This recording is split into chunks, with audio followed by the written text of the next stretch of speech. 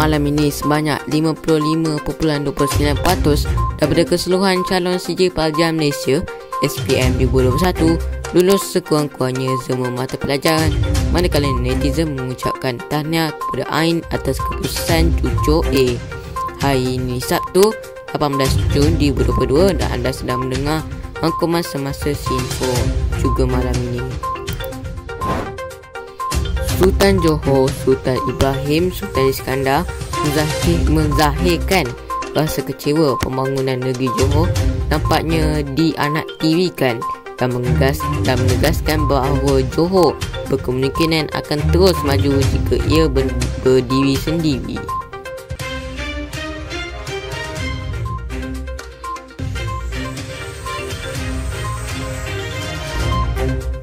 Selamat malam dan terima kasih banyak atas kehadiran anda pada malam ini dalam minggu berita yang sangat besar untuk kita di Sinfo. Dan mari kita mulakan berita ini dengan perkembangan selanjutnya. Seramai 55.29% daripada keseluruhan 497,97 ribu calon CJ Pelajar Malaysia SPM 2021 lulus sekurang-kurangnya semua mata pelajaran, kata Ketua Pengawal Pendidikan Datuk Nur Zamani Abdul Hamid. Dalam satu sidang media pada 16 Jun lalu, beliau berkata Grade Puasa Nasional atau GPN, iaitu indeks yang digunakan untuk menilai pencapaian calon SPM 2021 di seluruh negara adalah 4.82 mata. Selain itu, Nur Zamani berkata peratus calon yang layak untuk menerima sijil SPM dengan syarat lulus Bahasa Melayu dan Sejarah adalah sebanyak 88.9% atau 336,630 orang calon. Berdasarkan syarat pensijilan SPM yang ditetapkan mulai tahun 2013, calon mesti memperoleh sekurang-kurangnya lulus dalam mata pelajaran Bahasa Melayu dan Sejarah untuk layak mendapat sijil SPM. Peratus calon yang layak menerima sijil SPM 2021 adalah sebanyak 88.09% bersamaan 336,630 orang calon. Seramai 1,411 orang calon berkeperluan khas iaitu CBK telah menduduki peperiksaan SPM 2021. Daripada jumlah tersebut, sebanyak 69.10% CBK layak menerima sijil SPM 2021. Katanya lagi, dalam pada itu Nur Zamani berkata calon SPM 2021 merupakan kohort pertama yang menggunakan sistem kurikulum standard sekolah menengah atau KSSM dengan menggunakan piawaian antarabangsa. Antara ciri-ciri KSSM, jelas beliau lagi, ialah kemahiran lisan dalam mendengar bagi Bahasa Melayu dan Bahasa Inggeris serta ujian amali sains dalam 4 mata pelajaran iaitu fizik, kimia, biologi dan sains tambahan. Beliau berkata, pelaporan analisis prestasi mata pelajaran dibahagi kepada 3 kategori, 27 mata pelajaran baru, 48 mata pelajaran sedia ada yang menggunakan format baru dan 20 mata pelajaran sedia ada dengan format sedia ada. Bagi kategori prestasi mata pelajaran baharu seperti dalam jadual 3, mata pelajaran seni halus 2D, tarian, apresiasi tari menunjukkan prestasi tertinggi. Bagi kategori prestasi mata pelajaran sedia ada dengan format baharu dalam jadual 4, mata pelajaran bahasa Kadazan Dusun menunjukkan prestasi tertinggi. Bagi kategori prestasi mata pelajaran sedia ada dengan format sedia ada dalam jadual 5, mata pelajaran Turath Dirasat Islamiah menunjukkan prestasi tertinggi. Nur Zamani berkata, calon SPM 2021, baik calon persekolahan atau persendirian, boleh menyemak keputusan masing-masing sehingga 22 Jun bagi SMS dan 24 Jun bagi dalam talian. Calon sekolah boleh dapat keputusan SPM daripada sekolah masing-masing, manakala slip SPM akan dihantar melalui pos bagi calon persendirian pada hari pertama keputusan dikeluarkan.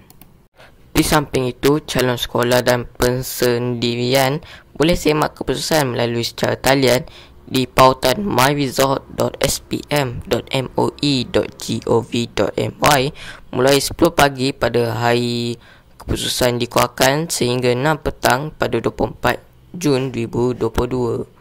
KPM juga menyediakan sistem secara pesanan ringkas atau SMS untuk mendapatkan rumusan keputusan SPM 2021 dengan menaik SPM, jarak nombor kad pengenalan, jarak nombor angka giliran SPM 2021 dan hantar ke 15888. Dalam pada itu, Nur Zamani berkata, KPM tidak membuat perbandingan dari segi jumlah pelajar mendapat grade A untuk kesemua mata pelajaran, negeri mana yang terbaik kali ini, atau perbandingan dari segi sekolah bandar dan luar bandar. Beliau kata perkara itu diputuskan berdasarkan faktor kesemua calon dan pengurusan sekolah mengalami tempoh yang sukar sepanjang pandemik COVID-19 disamping pengenalan KSSM buat kali pertama. Dalam perkembangan yang sama, kecaman netizen terhadap Ain Husniza Saiful Nizam 18 yang memperjuangkan isu #Make School a Safer Place ternyata tidak menghalang dia memperoleh keputusan cemerlang dalam peperiksaan CJ Pembelajaran Malaysia SPM yang diumumkan pada Khamis. Menerusi pengkongsian di Twitter miliknya, Ain Husniza berkata, walaupun tertekan dengan pelbagai kecaman netizen, dia berjaya membuktikan kejayaannya dengan memperoleh 7A 1B dalam peperiksaan tersebut. Katanya sebelum ini ada segelintir netizen berpandangan pengajian tidak berkat susulan tindakannya yang mendakwa seorang guru bergurau keterlaluan seolah-olah menggalakkannya pelajarnya melakukan perbuatan rogol. Dalam pada itu, Ain Husniza turut berkongsikan tangkap layar salah seorang netizen yang mengecamnya sebelum ini. Katanya komen tersebut merupakan satu daripada ratusan netizen yang mendoakan kegagalannya. Pada 24 April tahun lalu, media melaporkan seorang guru pendidikan jasmani di sebuah sekolah di Selangor didakwa bergurau keterlaluan seolah-olah menggalakkan pelajarnya melakukan perbuatan rogol dalam sesi pendidikan itu. Ain Husniza mendakwa pada mulanya pelajaran berjalan lancar dan mereka berbincang mengenai kesedaran gangguan seksual serta cara-cara menjaga diri ketika menghadapi gangguan terbabit. Bagaimanapun, pelajar itu mendakwa guru lelaki itu bergurau dan mula bercakap lucah. Malah kes itu ditular di media sosial sehingga menjadi berbualan ramai. Pelajar terbabit turut berdepan tindakan saman 1 juta selepas didakwa mengeluarkan kenyataan berunsur fitnah. Berita seterusnya, Sultan Johor Sultan Ibrahim Ibni Almarhum Sultan Iskandar bertitah supaya Kerajaan Persekutuan memberikan peruntukan lebih banyak kepada negeri Johor. Menurut baginda, negeri Johor seolah-olah dianaktivikan oleh kerajaan. Baginda Tuanku Sultan turut bertitah menzahirkan perasaan sedih dengan keadaan bangunan persekutuan yang tidak segar dengan baik seperti Hospital Sultanah Aminah HSA, Hospital Sultan Ismail HSI, Kompleks Kastam, Immigration dan Kuarantin CIQ Sultan Iskandar. Titah Sultan Johor, kemudahan pusat transformasi bandar UTC juga perlu ditingkatkan dengan sistem penyampaian lebih cekap serta keadaan yang selesa. Saya menyeru Kerajaan Persekutuan agar segera tunaikan janji untuk menaikkan taraf lebuh raya Utara Selatan kepada 6 lorong dan lebuh raya Senai Desadu menjadi 4 lorong. Perkara ini lihatlah sendiri. Juga keadaan jalan-jalan persekutuan yang rosak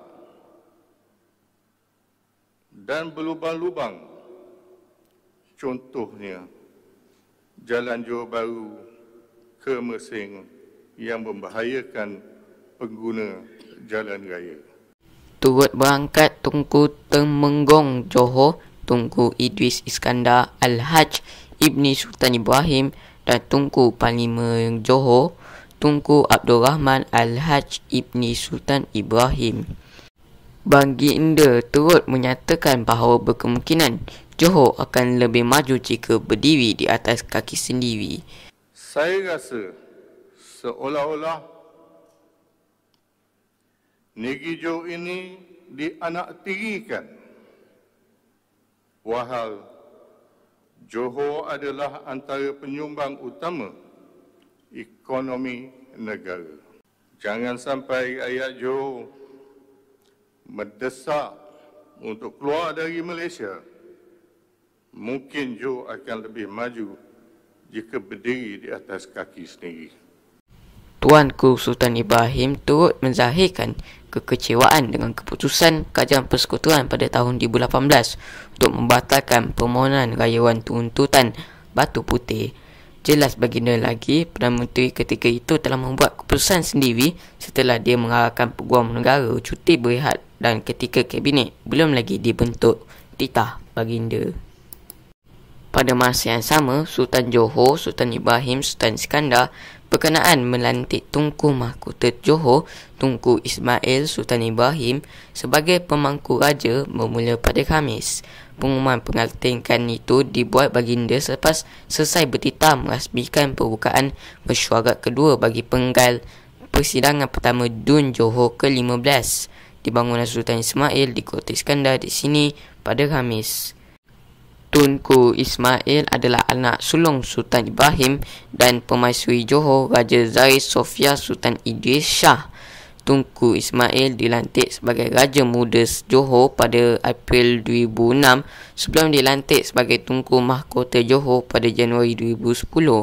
Pemangku raja adalah seseorang yang memegang kuasa raja sebagai wakilnya sama ada ketika ketiadaan raja, ketika raja sedang sakit atau raja belum dewasa. Datuk Seri Ismail Sabri Yaakob mengumumkan pemberian perkhidmatan percuma selama sebulan bermula 16 Jun bagi semua pengangkutan awam di bawah kendalian Rapid KL. Berita gembira itu disampaikan oleh Perdana Menteri sempena pembukaan rasmi transit aliran massa MRT Laluan Putrajaya Fasa 1. Tambang percuma itu merangkumi perkhidmatan MRT, transit aliran ringan LRT, bas rapid transit BRT, monorail serta bas rapid KL. Hadir sama Menteri Kewangan Tengku Datuk Seri Zafrul Tunku Abdul Aziz, Menteri di Jabatan Perdana Menteri Ekonomi Datuk Seri Mustafa Mohamed, Menteri Pengangkutan Datuk Seri Wee Ka Siong dan Ketua Pegawai Eksekutif CEO MRT Corp Datuk Muhammad Zarif Muhammad Hashim. Mengulas lanjut melalui penyediaan kemudahan laluan MRT Putrajaya, Perdana Menteri berkata ia akan terus menjadi pemangkin ke arah mengeratkan hubungan antara komuniti penduduk terutamanya yang tinggal berdekatan dengan jajaran. Rakyat juga berkata Ismail Sabri akan lebih mudah bergerak dan berulang-alik ke tempat kerja, bersosial dan mengakses kemudahan awam yang lain. MRT Laluan Putrajaya Fasa 1 sepanjang 17.5 km meliputi 12 stesen termasuk 3 stesen yang pada asalnya sebahagian daripada MRT Laluan Kajang dibuka kepada orang ramai mulai jam 3 petang pada hari yang sama. 9 stesen baru yang dibuka ialah Damansara Damai, Seri Damansara Barat, Seri Damansara Central, Seri Damansara Timur, Metro Prima, Kepong Baru, Jinjang serta Seri Delima dan Kampung Batu.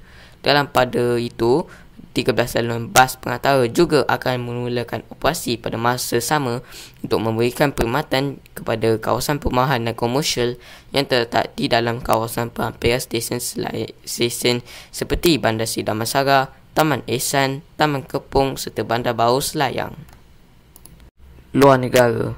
Kualiti udara di Jakarta berada dalam kedudukan kedua terburuk di dunia pada pagi Khamis 16 Jun berdasarkan data kualiti udara dari IQA.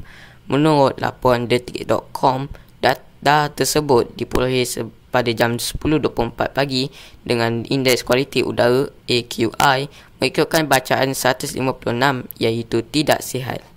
Pencemaran utama di Jakarta pada hari yang sama pula ialah PM2.5 iaitu 13.1 di atas nilai panduan kualiti udara tahunan Pertubuhan Kesihatan Sedunia WHO. Data tersebut direkodkan dari 16 stesen seperti Jabatan Kementerian, Kedutaan Amerika Syarikat di negara itu serta syarikat swasta. Kerajaan Wilayah Jakarta turut menyiarkan indeks standard pencemaran udara dalam laman web Jakarta terkini. Pihak kerajaan mengkategorikan kualiti udara berdasarkan 5 kategori penilaian, iaitu 0 hingga 50 baik, 51 hingga 100 sederhana. Manakala bacaan 101 hingga 200 adalah tidak sihat, 201 hingga 300 sangat tidak sihat dan melebihi 300 adalah bahaya. Berdasarkan rekod tersebut, YARD mencatatkan kualiti udara paling tidak baik di dunia, disusuli Busan, Korea Selatan di tangga ketiga. Itu adalah rangkuman semasa untuk malam ini. Anda boleh mengikuti perkembangan terkini dengan berita terkini di media sosial. Hanya cari Central Info MY untuk mencari kami dan mengikuti kami di media sosial. Juga layari laman web kami di bip.ly/cinfoportal. Saya Muhammad Zaki. Terima kasih atas kesetiaan anda. Selamat malam dan selamat berhujung.